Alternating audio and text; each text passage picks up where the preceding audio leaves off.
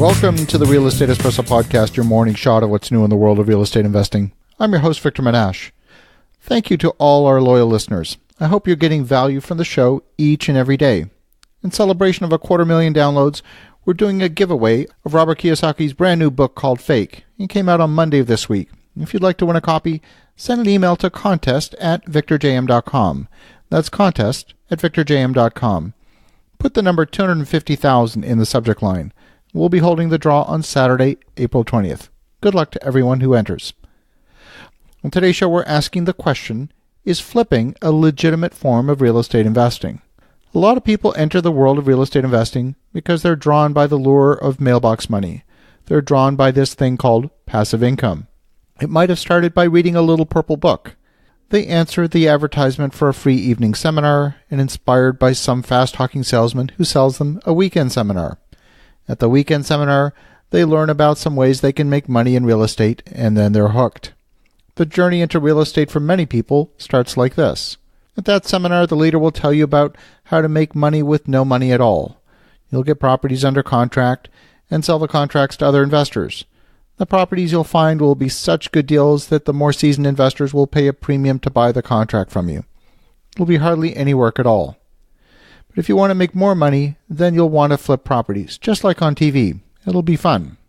Well, folks, money comes in one of three ways. Number 1, earned income. Number 2, residual income. And number 3, capital gains. Most of the wealth in the world has been created through some combination of number 2, residual income, or number 3, capital gains. There simply aren't enough hours in a lifetime to create real wealth using an earned income approach.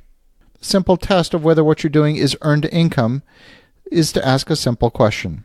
If you took 2 months vacation, would the business come to a stop? If the answer is yes, then you've just purchased a job. It might be a job with greater freedom than being chained to a desk, but it's a job nevertheless. It gets confusing because sometimes that job requires investment of capital to do the job. But just because it requires investment doesn't mean it's the same as investing. It's the presence of that active component that makes it more like a job than investing. I know a number of professional volume flippers. They perform anywhere from 20 to 1,000 homes a year. Once you put some skill behind that business, it becomes a self-sustaining business. There's dedicated staff in each of the key roles. You have acquisition specialists, construction managers, salespeople, a legal team, quality assurance people. At that point, the business owner can step away from the business, and the business will continue to run itself. The cash generated by the business falls into the category of residual income, but it's business income, not passive investment income. The properties are held on for such a short time period, the profits are unlikely to be considered capital gains. So again, it's residual income. So is flipping investing? That's back to our original question. My answer to that question is no, it's not. It's a business like any other active business that produces a product. It's the same as a bakery or a business that manufactures children's toys. It takes in raw materials, manufactures a new product, and then it gets sold. That product happens to involve real estate and buildings. The raw materials consist of an existing property that's in some level of distress. You add some materials, some design sensibility, and transform that property that was less desirable into something that the market really wants. Yes, you need money to fund the inventory for the manufacturing business. If you're baking muffins, you need flour and yeast and all the other ingredients. If your product is toys, you might need to invest in some manufacturing capacity, but here too, you're going to need to purchase the raw materials.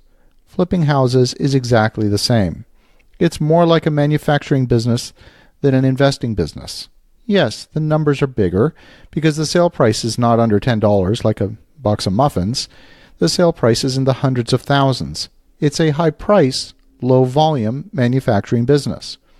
A bakery, on the other hand, might be a low-price, high-volume business.